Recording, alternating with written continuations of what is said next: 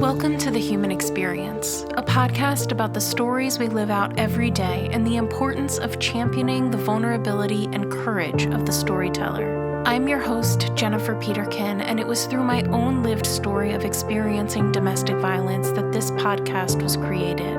By traveling the globe and interviewing each guest in person, I am convinced now more than ever that stories have the power to change the world. You can join our community of storytellers by subscribing, leaving a rating and review, signing up for my newsletter, following me on Instagram, and more. Thank you for being here. In a world full of noise, to listen with intention is an act of resistance. Episode 54 of The Human Experience is Crina's story.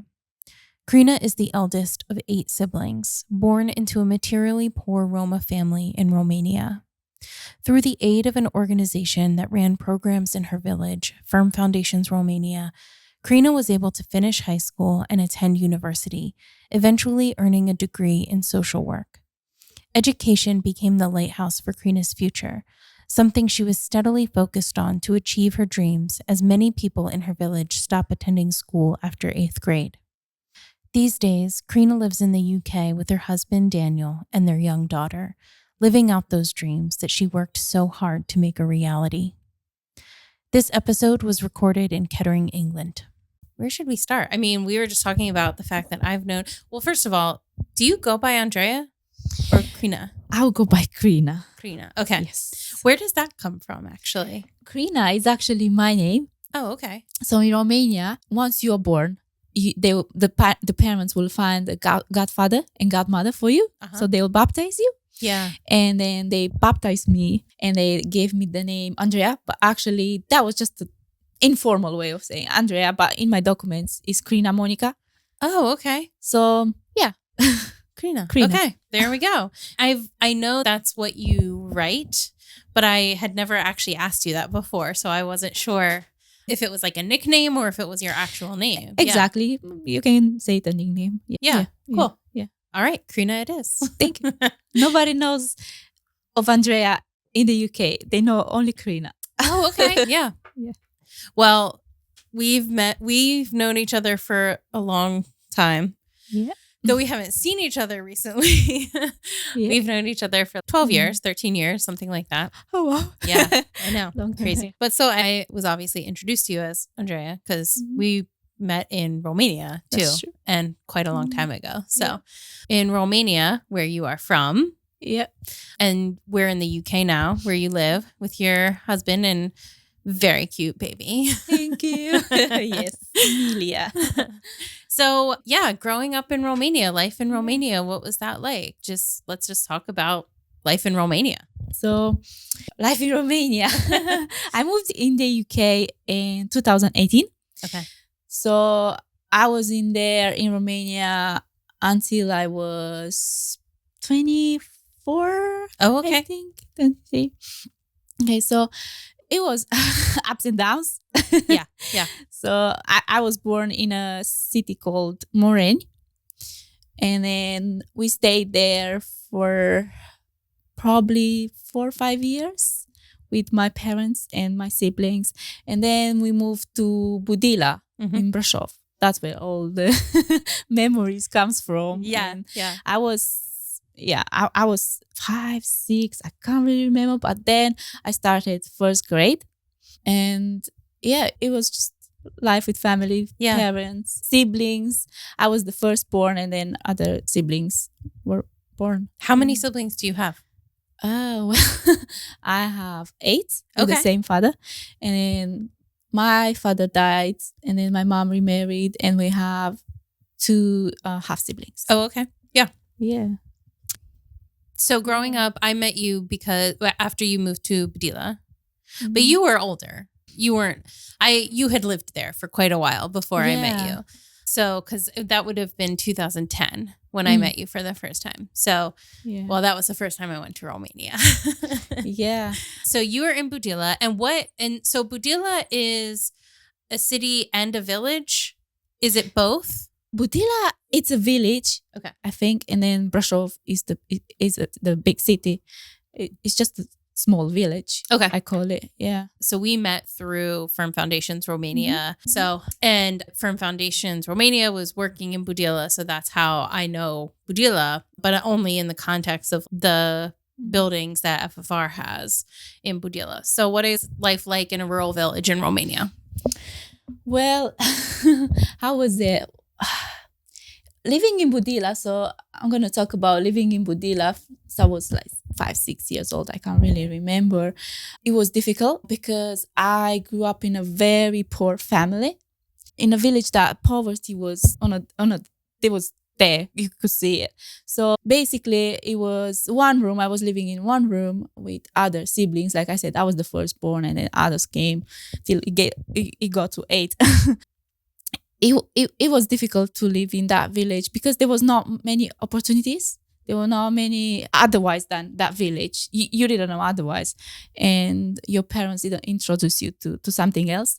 So yeah, it just was. Yeah. So there's a large Roma population in Budila. Yes. The village is known. There's Roma people in there. Yeah. Which, for anybody, I think a lot of Europeans know who Roma are, but not necessarily Americans. So they're a minority community, and a lot of them live in throughout Europe, but a lot of them live in Romania, correct? And I think what's interesting is when you tell this to people, especially in the United States, you're like, I'm going to Romania, and I am seeing Roma people, and they think it's Romanian people, but it's different. So, and from my understanding, obviously this is not my lived experience, so please feel free to correct me on anything, but there's a lot of segregation between the Romanian people and the Roma people in Romania, and there has been for quite some time. And in Europe in general, a lot of Roma people are mistreated and not looked upon kindly at all. So I can't imagine living in a place or as a person that is just immediately discounted, like just because of who you are, where you come from, right? True. So Budila is Roma village. Yeah. You grew up in Budila, and you are Roma? Yes. Okay. I am, but if you were to ask me a few years ago, I would say no. So a few years ago, you would have just said no. No. Yeah. No. Is that because you just didn't want to deal with what people would say? Because I was ashamed. Yeah. I struggle a lot with this. And until I was old enough to understand what this means and why, this is a whole discussion, like, why am I Roma? Why people are running away from when they hear you are from a Roma village or you are Roma? So I was like, no, I don't want to be that. No, I'm not. I'm Romanian. I am Romanian, but then there's an ethnicity that, it's called Roma.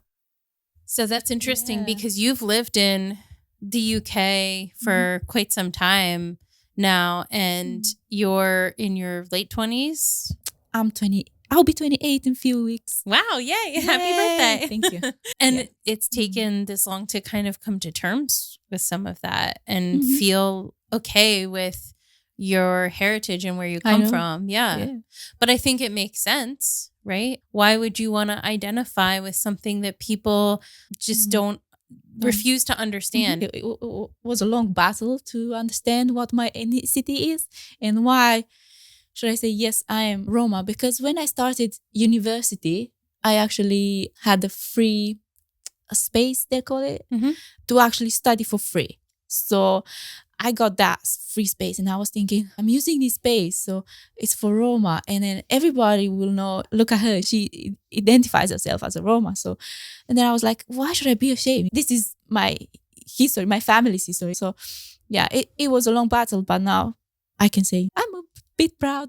Yeah, you should be. I am, because I understand now. There's a lot of people, role models to look up, and they are Roma too. And it's just Yeah. Again, it's not my personal culture, but it is a very established and deep culture. It just existed for thousands of years. The Roma people, correct? That's true. Yeah, there's a history. Yeah, say we came from India or Pakistan, something like that, and then we just travel a lot. We don't have a country because we're slaves basically. And yeah, we are left with no countries in Europe, and yeah, so it's just we don't have a country. Well, which is so interesting because then it's put on the Roma as if it's their fault when they were the ones that were displaced in the first place, right? Like they were the ones that were treated unfairly to begin with, and then they're left to your own devices and to find a home after being transported from your home far away. You can't get back there, and now you're in Europe and you're no longer enslaved. But what do you do, right? I know. I would have loved to know my family history, but unfortunately, my mom or my dad, when he lived, they didn't say anything about it. All I know is about my mom's grandparents. They were Roma, of course, but they came from Russia. Okay. And yeah, they identify as Roma people. I don't know much about my dad's family, but yeah, that's all I know about my mom's side. So yeah, I would have loved to know more, but unfortunately, I don't know. Hey. Yeah. And why did you guys end up moving to Budila from, sorry, what was the first city you lived in? In Moraine. In Moraine. That's in Dâmbovița. Okay. Yeah. Yes. Well, we never had our home, our house. So my parents never offered us a stable home. So we moved quite a lot. So we stayed 5-6 years there, and then we moved to Budila. Oh, actually, we stayed few years in Moraine, and then we moved to Ploiești, which is in Prahova, Romania. 2-3 years we stayed there, and then we moved to Budila and so on. So we never had our own home. Yeah, we lived in some other people's homes. Gotcha. That's why I moved a lot. Okay. Yeah. Does that happen a lot? The moving around, is that something that's pretty common? Not sure. Yeah. I don't know what to say, but in my family it happens. Yeah. I will say it was my parents' fault. Okay. Because they never had a job, they never worked, they never were employed. So they were a bit just going from place to place. Mm-hmm. Yeah. So you're growing up in a Roma village, and you're now looking back, you definitely have moved out of that. Obviously, you're in the UK now, right? And so looking back, it was kind of something that you were not wanting to talk about, not wanting to identify as. Exactly. But within the village, is it something that people are proud of? Are they proud of their culture? Yes. The Roma. Yeah. Well, some of them are. Some of them will say, I'm not a Roma. They will still say that. Now the reasons are diverse, depends. But most of them, they will say, yes, I'm Roma. And they are proud of this. And it's just the culture. We don't have the dressing. They call the dress. Some of the Roma people, because there are many types of Roma people. Sure. So we never dress like a traditional Roma person.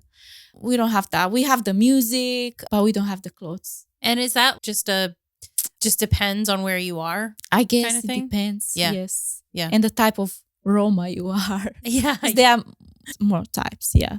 Sure. Yeah. I think with anything, it's complex. Yeah. It has to do with people. There's a lot of different people, and it's existed for thousands of years. So to try to define that into one category or just a sentence is impossible. Diversity. Yeah. It's diversity. Yeah. Sure. Even within cultures there's diversity. Exactly. So that's an important thing. Because if you go to different areas in Romania, different cities, then you will find the traditional Roma people. Okay. You will find them dressed. They have their costumes. Mm-hmm. They dress.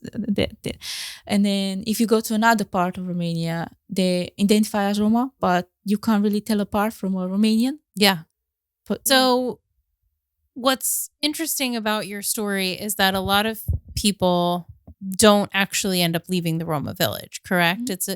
It's very much somewhere that families stay, and continue to live within the context of the community. So you finished school, was very important to you, went on to university, and then ended up leaving Romania entirely.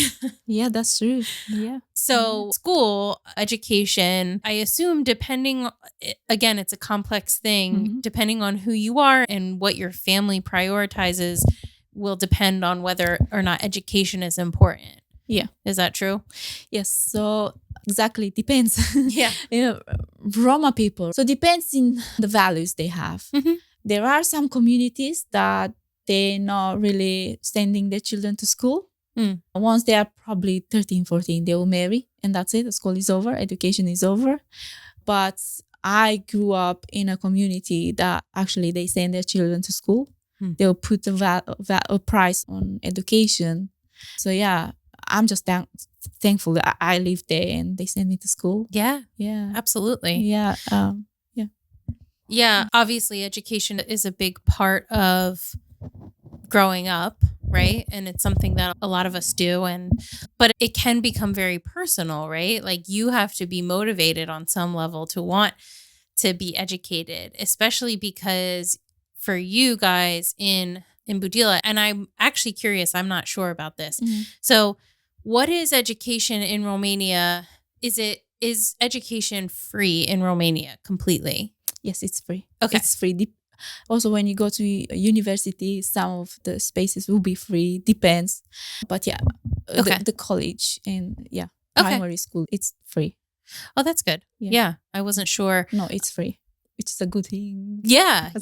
It's amazing. Well, it should be, I think. Yeah. Education should be free. Especially then I think one of the biggest barriers, at least from my understanding, is that you couldn't go to high school in your village, right? Which is why a lot of people don't end up going because then you do have to pay to either get to school every day and or live in the city to be able to attend school. Yeah, that's true. So when I started high school, they were only me and the mayor's son going to high school in the whole community. Oh, wow. They weren't going, different reasons. But yeah, one of them, the transport was expensive. Getting there was expensive. And yeah, it was just the transport. Or probably once they finished 8th grade, they wouldn't think about going to high school because they had no one to help them, the parents or someone to support them. Yeah. So they will be like, that's it, education is over. Okay. And now let me get married. Because we know married, not really, they'll just get together and start a family from 14, 15 years old. Okay. And that's just culturally what is done, correct? Yeah. It's 8th grade is where a lot of people finish education for multiple reasons.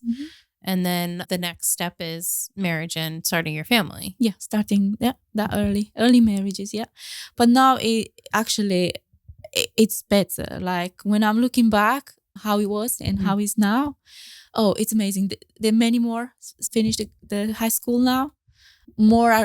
They have this desire to go, and FFR just make a huge difference in the village. So yeah, it's just, I think mostly it's the FFR school, yes, who supported and was there for these 8th graduates to look up and say, look, you can do something else. Yeah. You don't have to start a family now. You have all the time in the world. Yeah. You're 14. Just, I will support you. And they did with some of my friends. They did supported them to go to high school. And one of them graduated. I'm not the one. I am the one too, but there's another one. Another one, yes. There's another one. There's another one. They finished the 8th grade, and then she went to high school and university. And now she's working. She's not married. She has a good professional career now. She's just amazing. Yeah. And I know they actually have one of their former students that they helped get through, I'm not sure, I guess high school. They're employing her as a teacher. Oh yes. Yeah. Her name is Andrea. Yeah. She's working for FFR now, but she used to be one of the students. She's been working for 5 years now. Yeah. It's Yeah. amazing. It is Yeah. awesome. I'm so proud of her. Oh, good. She's Yeah. one of my friends too. So yeah, it's just amazing. Yeah. So FFR is an organization in Romania, and they specifically work within Budila, and they do after school programming to help children stay in school and help them realize why they should stay in school. Yes. Is that how you would explain it? Yeah, that's how they will see the need and they will act. They have other projects as well. But yeah, the one in Budila is on education. And I love that they share the gospel too, which is so much needed. And yeah, it's just the support they give to the children in the village after they graduate 8th grade, but also earlier, like they have an after school. And yeah, it's just, they give hopes basically to the children in the village. They can do better. Yeah. That's FFR. That is, yeah. What is religion like in Budila specifically? I know it's different around other villages, obviously, but like you said, sharing the gospel is so needed. What is the presence of God or belief in God in Budila in general, I guess? Yes, so there are 2 churches there in a village.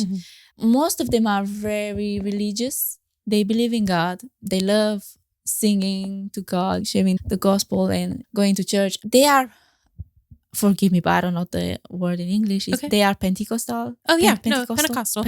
Yeah, there you go. So yeah, they just go into the church. They're very religious. There is also an Orthodox church, but and that's kind of Romanian influence, correct? Orthodox, yeah. Orthodox, yeah. So there already is an establishment of belief in God. They are in the village, and then FFR comes in and kind of reestablishes that. Exactly.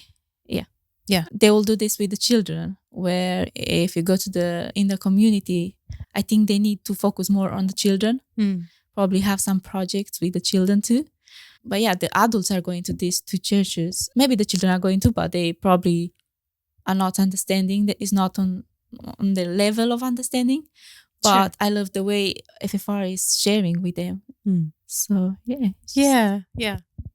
So FFR starts like preschool age with their after school programs, right? They call it Kids Club. And then they go all the way up through 8th grade in terms of they're not a school, but they have kids come after school to do tutoring homework, and homework, give them a snack and just kind of encourage them and love them, right? And mentor them.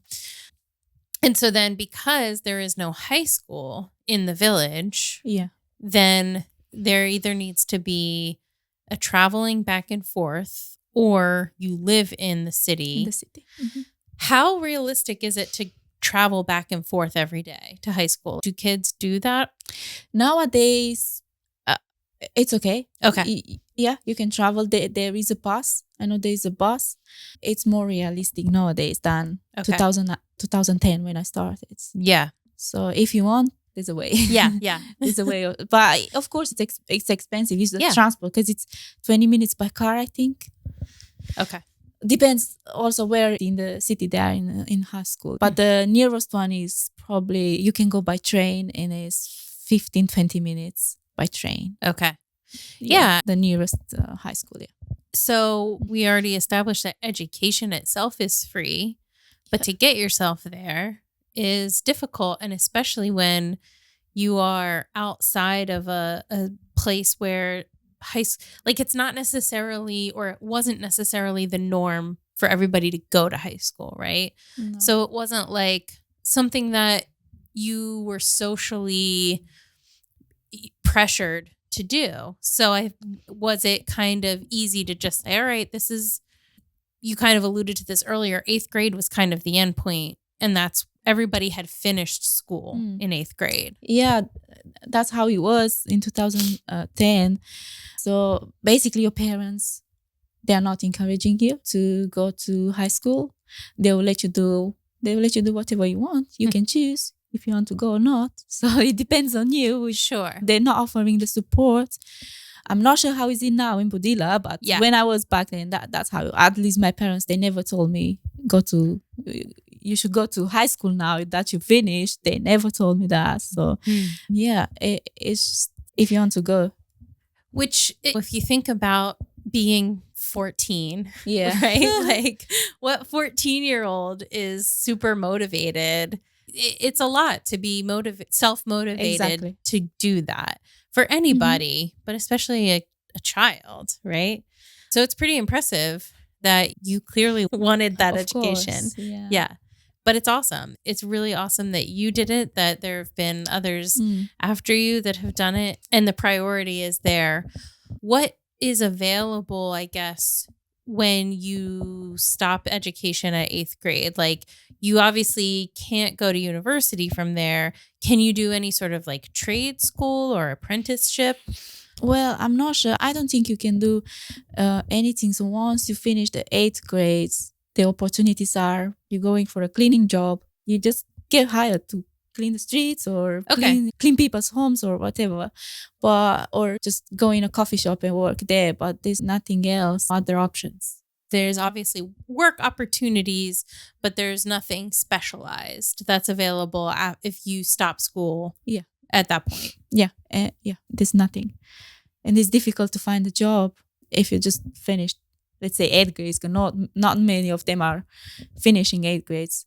But it's so difficult because they will ask now for a minimum of 12 grades to have the 12th grade.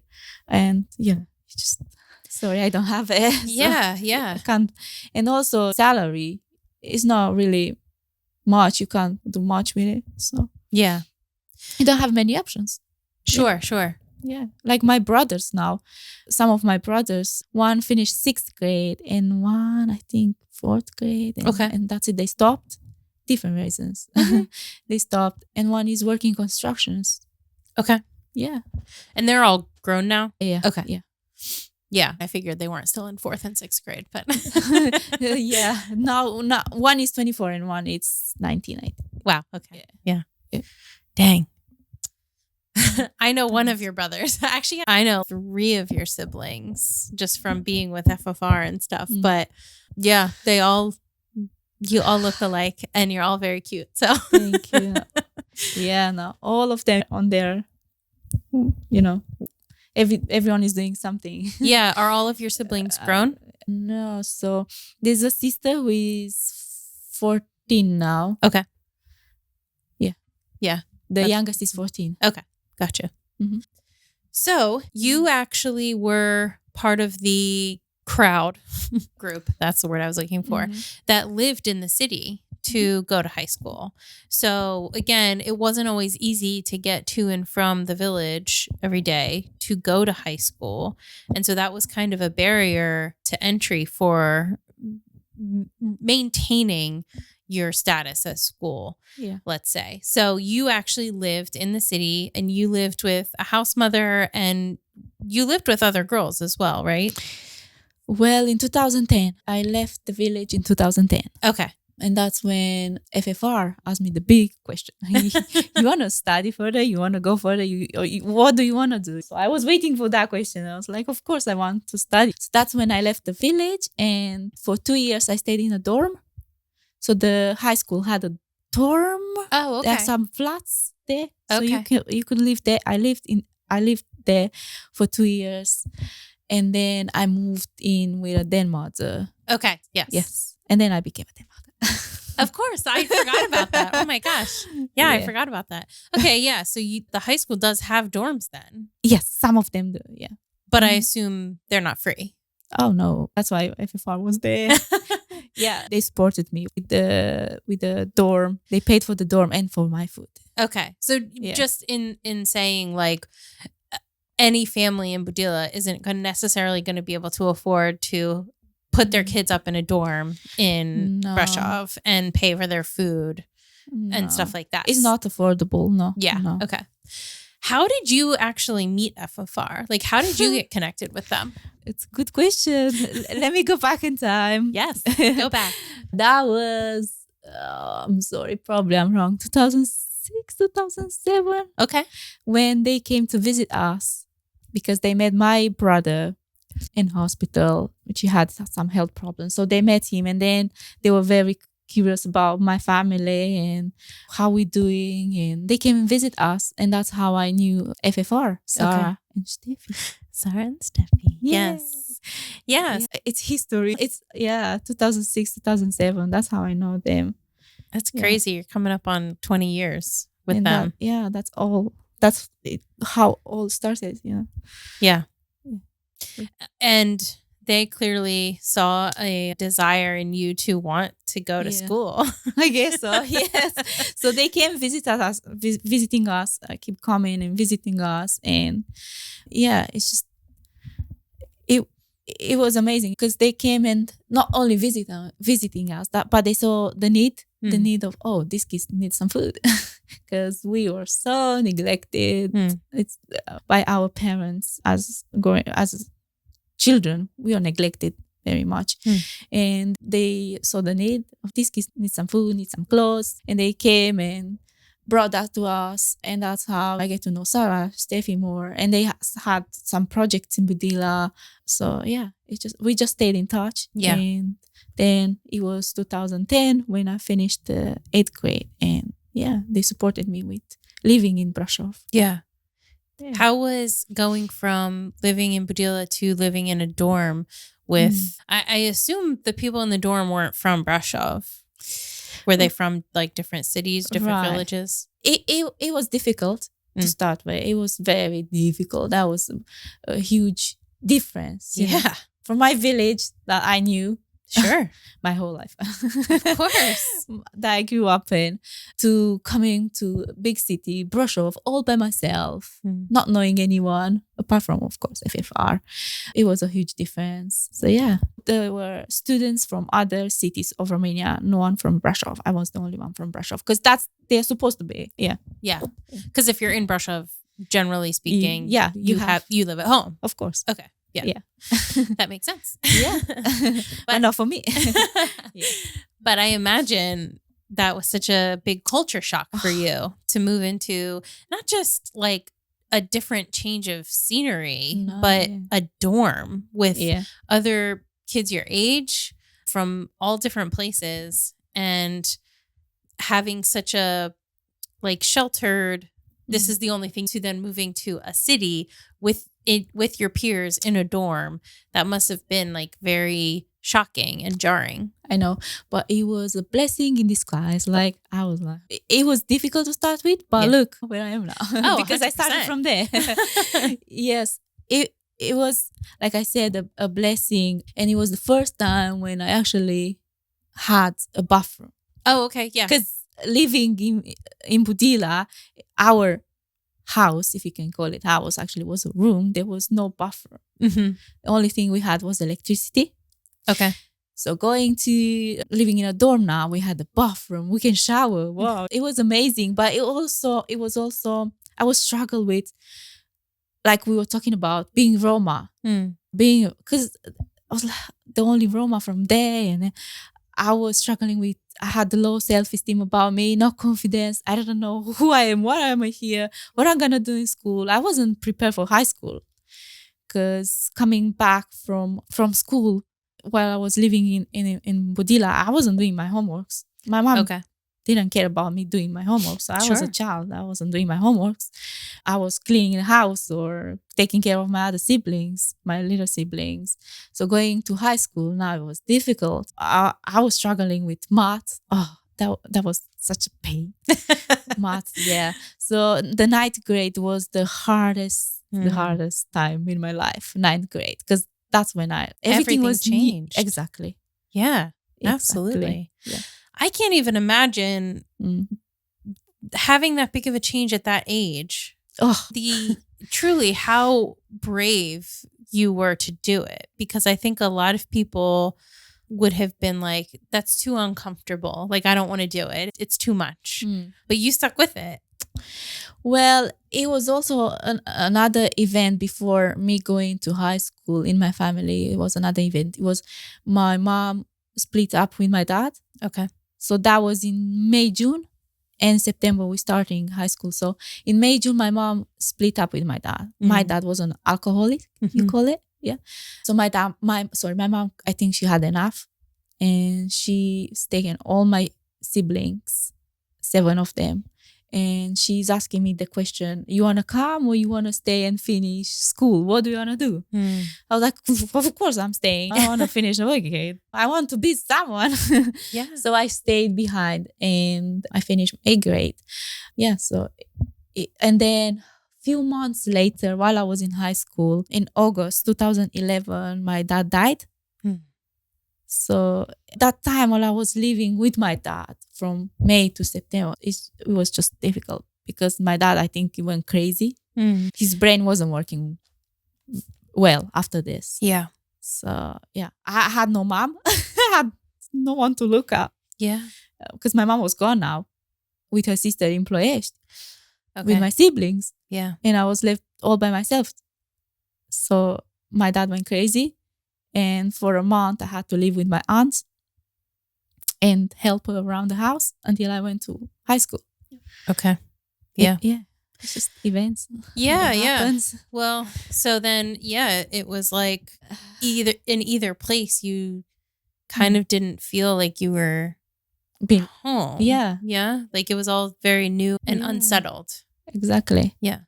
Yeah. So how was the second year going into it? Because you spent another year in the dorms, right? So Yeah. did you feel a little more prepared going into it the second year? Well, yeah, we can say that. I got some friends. I have some friends now. That was my boyfriend too. Don't tell anyone. I had my first boyfriend. Yeah, there too. So I got used to. That's where I live now. Actually, weekends came, and then everyone went home to their families, and I was the only one living there. You're like, I'm staying here. I'm staying here for weekends. So yeah, it was different. Yeah. But it in the 10th grade, it was better. When did you start to kind of get some confidence to, explore the city and just start to be comfortable where you were? Yeah, I would say after the 10th grade. In the 9th grade, I remember I had not too much money or at all. Yeah. Not having any money. So, but I was in the city, but to be in the city and to go from a part to another, you need some money for the ticket, isn't it? Yeah, yeah. So I did not have that money. So I was only exploring the surroundings, but then I got into 9th grade. And if I can remember well, I had some job. I was cleaning people's houses. Oh, yeah. Okay. If I remember well. And then, yeah, I had some money to explore the city and go in the city center. Yeah. It was amazing. And yeah, after the thing, and then it came the time when I moved in with Juliana. Yeah, with my dead mother. Yeah. I just think, again, it's really incredible because you think of being that age and how easy or how unsure you are about life and yourself in general, right? Just because of that age, you're a teenager. Yeah. But then to be going through so much change in your life, but you didn't shrink from it. You gained confidence and you started to build who you are. Exactly. And that's because I met some beautiful people, wonderful people that I look up to, my role models. I'm not going to say names, but they know who they are. There you go. Yeah, they know who they are. So I just look up. I like that person. So when I like someone, I'm just like trying to copy a little bit from them. Sure. What they have exactly learn from them. And yeah, just be better. And my self-esteem now, it's high. I gained the confidence. I can do this. So yeah, that was with the support of some people I met. Awesome. Yeah. So then 11th grade, you are living with a den mother. Yeah. And other girls start living there as well? I think I started with my then mother and 2 more girls. Okay. And 3 more girls. were they coming into 9th grade or were they in 11th grade? I think they were younger. Of course, they were probably 9th. Okay. So then you had this kind of thing where you were like, well, I know what I'm doing. I've been doing this for 2 years and these new girls are coming. Did you find that you kind of liked being able to help these girls understand that they could do it and that show them the ropes? Or did you kind of find, I really just want to keep pressing into who I am going to be?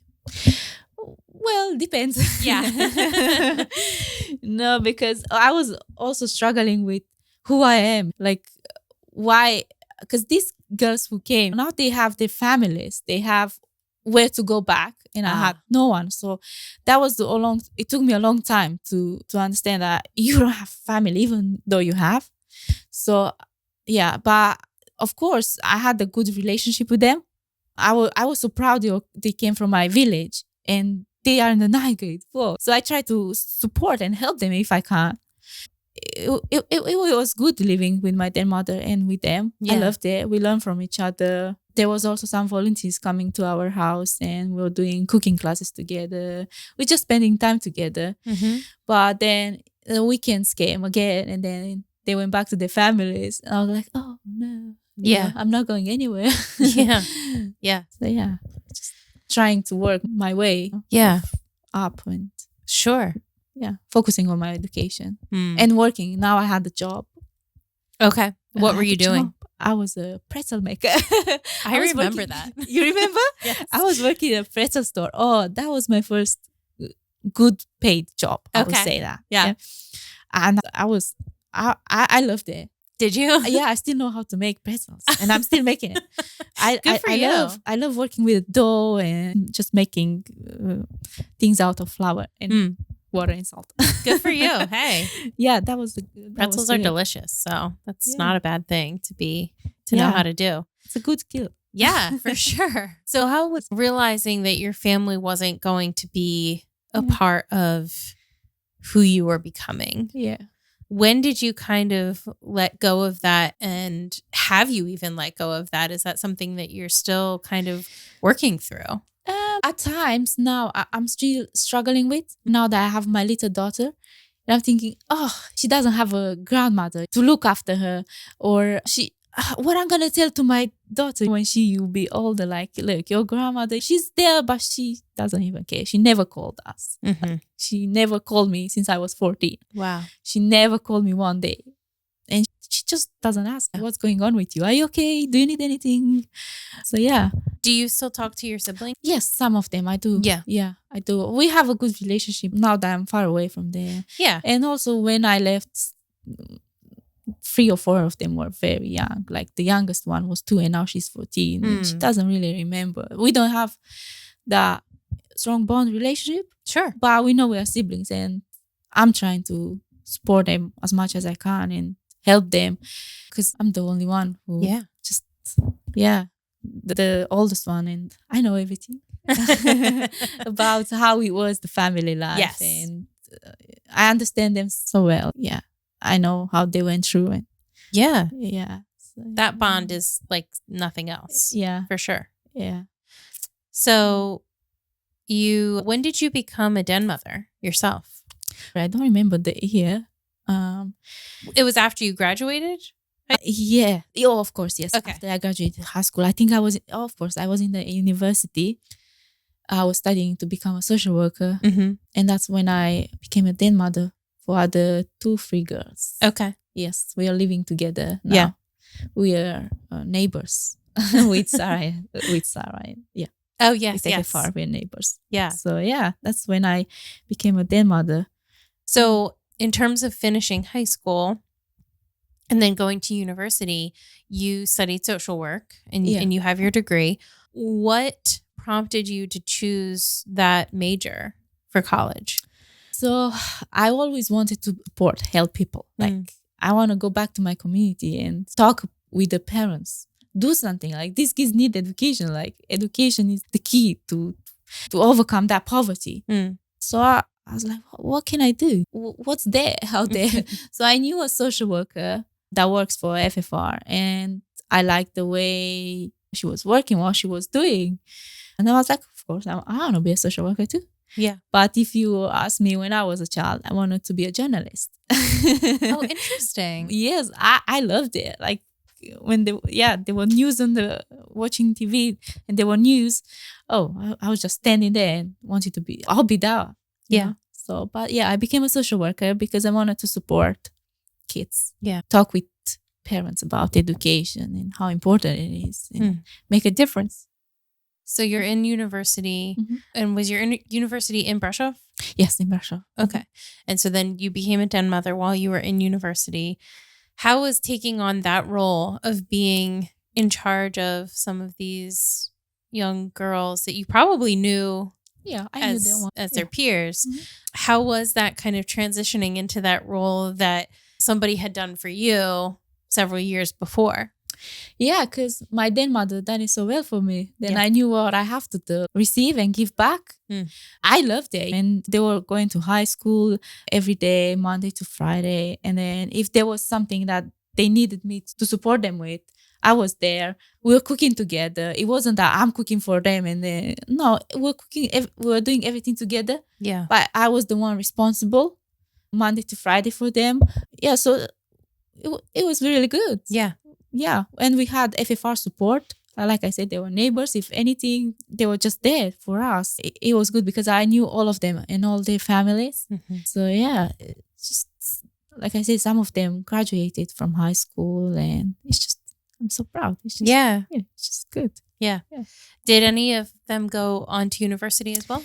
One of them. Okay. Well, and how common is university to go to? Is it more common to graduate high school and get a job or go to university first? See, now depends. Like some people would prefer to finish the high school and then get a job, even live in the country. Yeah. It's very common. But then there are some who have the family support. Yeah. And they will stay on and study. Yeah. Sure. Study. Sure. And like you had said earlier, there is like scholarship places for people in the Roma community to allow them to go to college because they are a minority. Yeah. So theoretically, if they finish high school, they have the opportunity to go to university. Exactly. Yeah. There is someone who you need to contact. And then if you say you're Roma and I need some support, I want to go to university. And of course, there will be that. There will be the opportunity. But like you said, it can be difficult to identify yourself such because you're putting a neon sign on you that basically calls attention to something that people can be really cruel about. Yeah. My colleagues, some of them were a bit jealous of like, why are you not paying for this? And then they will get to know me and then somehow they will know the situation I'm coming from. Yeah. It's not I have all the support they had. But, good. But yeah, there's this scholarship you can have. And how did you like university compared to high school? Yeah, so in high school, that's how I got, how you say, to become who you are, like the woman. That's because it's from 14 to 18. It was just a period of me receiving the support from other people and learning for my exam and so on. And then comes the university where now you have to work and study. Yeah. Of course, receive the support and have friends, but now it's on you. Yeah, sure. So yeah, I was more responsible for myself. Yeah. And others. Yeah. Yeah. So then you graduate with your degree in social work. Yeah. And you started working in Romania at first, correct? Yes. So what was your first job? So I was working as a social worker for a charity with children in orphanages. Yeah. Okay.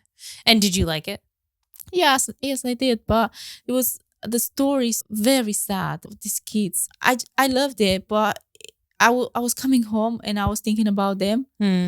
And that put a lot of pressure on me. So, because the children were like, they just needed love and they will come to you and they will hug you and they will tell you about what they've done and what some people were doing to them. And it was a lot of abuse going on. And of course, I've taken some steps and it was just too much. And then, I had the break and I started another job. Yeah. That's fair. I imagine the burnout for something like that is very high just because you are experiencing so much pain. Yeah. So much of somebody else's pain. And then you have yours.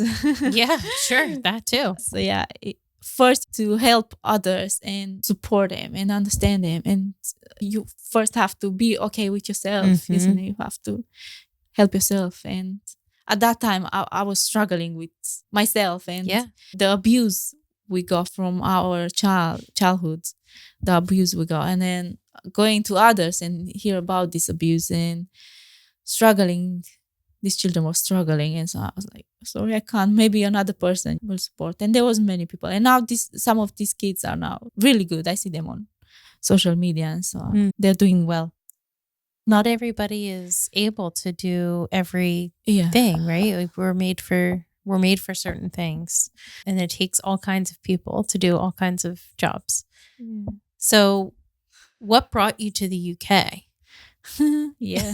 So there was a time when I was living with someone from my church, with an old lady from my church, and for some time I was working and living with this lady. And then after 1.5 years or so, she would come to me and she would keep asking, when are you moving out? Oh, I was like, where should I go now? Yeah. When are you moving out? Well, that's a good question.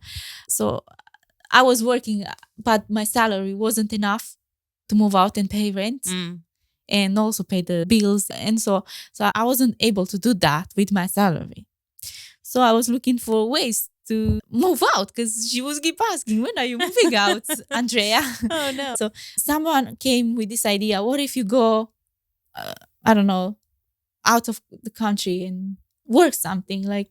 And then I found out about this program called Au Pair. Oh, yeah. So Au Pair, you can live with the family while taking care of the children or the child. So I registered with this program and I found a family in the UK. Wow. I came to the UK because I somehow knew English. That's why I then went to France, for example. Okay, gotcha. So I was like, it's either USA or England or Yeah. So the UK was near. Yeah. So yeah, they had this program. So I found this family and they had a boy who was 6 and they were looking for an au pair to live with and don't have to pay anything. They'll pay you some pocket money. Yeah.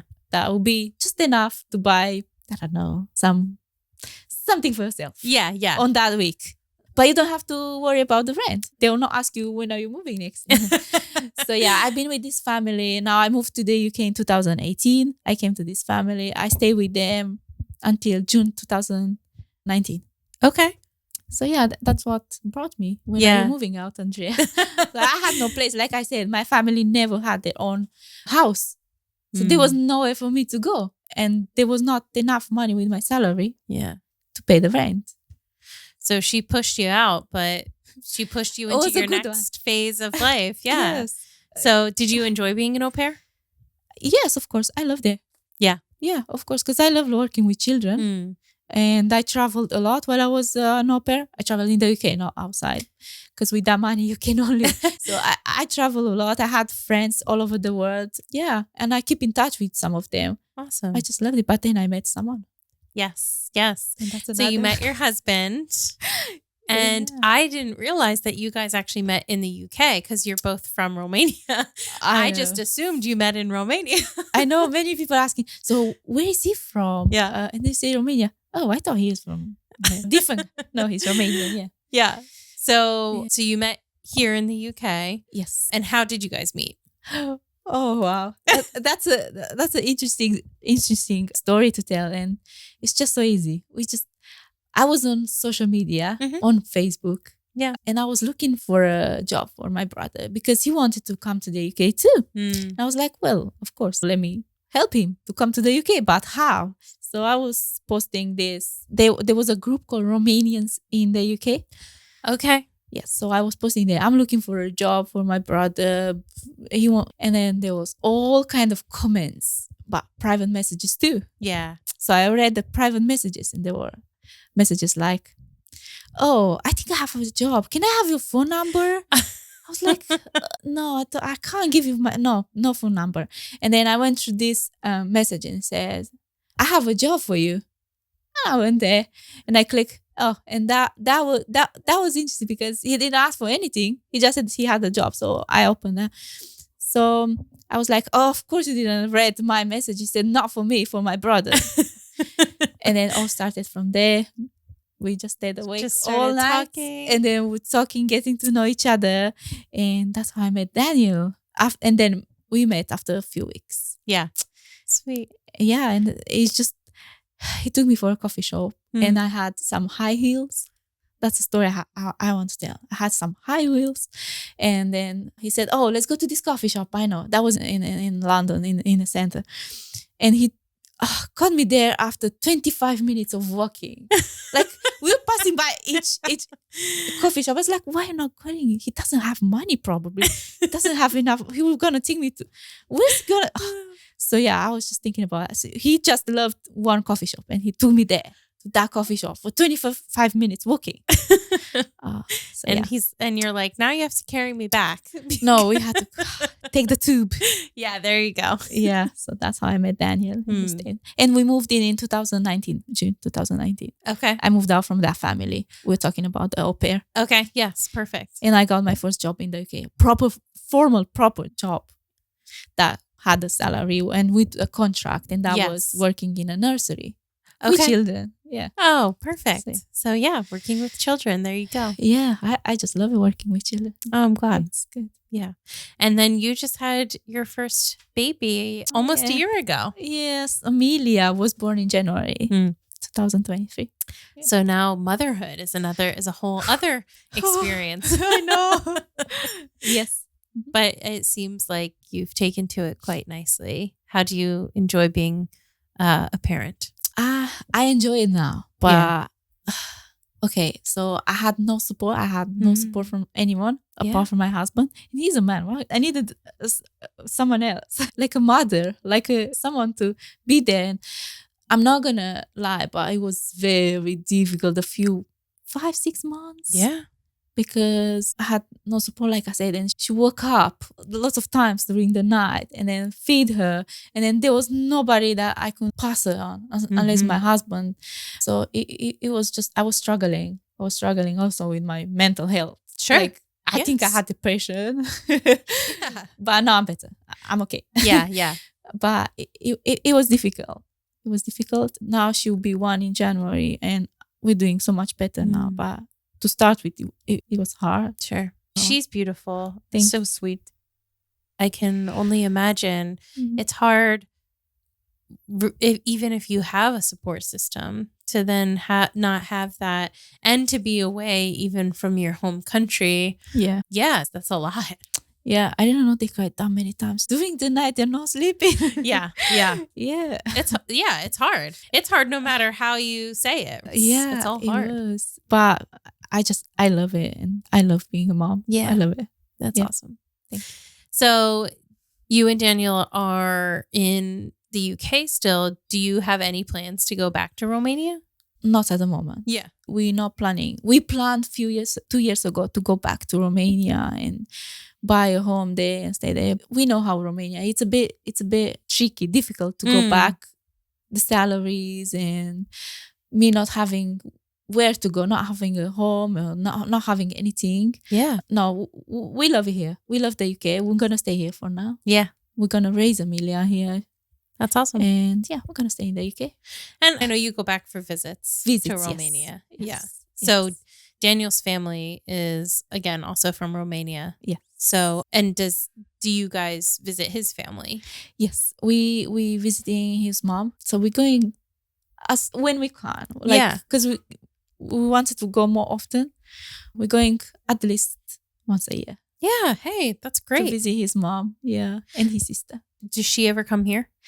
No, because she's in her 80s. Oh, wow. Okay. So she can't really travel because she has some issues with her heart. Yeah. Okay. But yeah.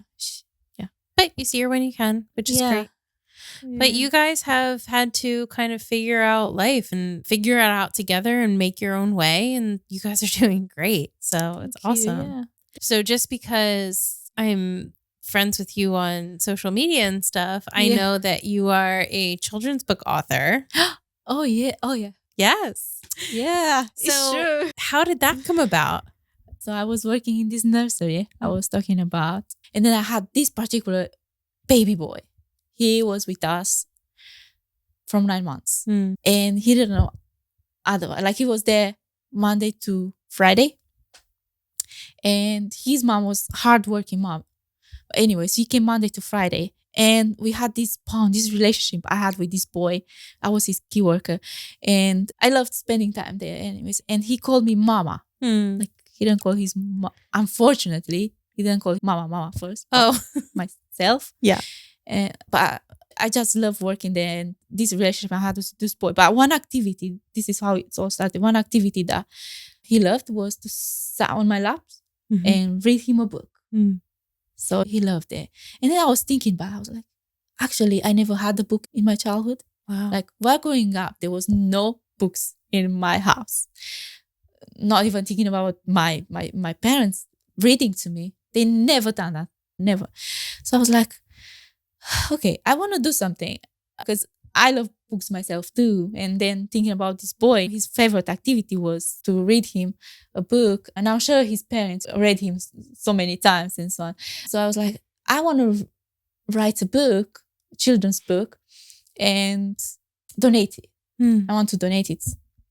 So yeah, that's how I came with Happy Hippo and Kind Goose. Yeah. And then I was thinking about happiness and kindness are two words that I love, two of my words that I love. So I came up with Happy Hippo and Kind Goose. That's fantastic. I still have some books. You can have one. Yes, definitely. I have to bring it to my nieces. Well, where can people get that? So unfortunately, I only have it on Kindle, on Amazon Kindle. Yeah, hey. I have it too in my house, but I don't have a website. So but they can get it on Amazon Kindle. Yeah, or they can contact me on Facebook and I'll send it to them. There we go. Yes. Okay. Yeah. Do you think that you'll write more children's books? I would love to. Yeah. Also, this is my secret, but I'm gonna tell it too. Okay. I want to start to write a book about somehow my life. Yeah. But we'll see. Okay. That's one project that is in my mind. Yeah, that's fantastic. About my experiences in my life, and I think you should. See. You should do it for sure. We'll see. Yeah. Yeah. You have a beautiful outlook on life and your story. So, and the other thing that you do is you raise money every year at Christmas. Yes. For kids in the community that you came from. That's true. Yes. Yes. So how did that start? So I started in 2019. So how I started was because I heard someone from my family were struggling with getting their children some presents, and they had no Christmas dinner. They had no money to buy anything. And of course, I was in that situation. So I knew what that means. And then I heard that their neighbors had nothing to put on the plate for the children or presents for the children. I was like, that's so sad. Like, I know how this feels. So I want to do something. Yeah. At that time, I had the salary, not too much money, but I was able to put some in and send them. But then I was like, I'm sure there are people, compassionate people who wants to support them. So I started this fundraising, and it was amazing. People were supporting. I sent them some presents and sent them money for groceries to have Christmas dinner. And I have some beautiful pictures. And I have someone from the town hall, from Budila, who's helping me out because it's a bit difficult to do it all by yourself from here. Yeah, I was wondering. Okay. Yeah, I have someone who's supporting me. Oh, so it's from the town hall that she used to work for. Okay. Now she works in Brasov for the town hall. Oh, okay. Yeah. Okay, gotcha. Yeah. And she kind of helps you distribute everything. She's great. Amazing. Yeah. That's great. Yeah. Awesome. Well, you have such a full life. You have created so many things for yourself, and you should definitely be proud of yourself. You've done a lot. Thank you. This was all because there were people who supported me and saw the cause, saw the need, and they acted. They done amazing. And also this is because some volunteers like yourself supported. They're far with their cause, isn't it? So yeah, you just make a big difference. Yeah.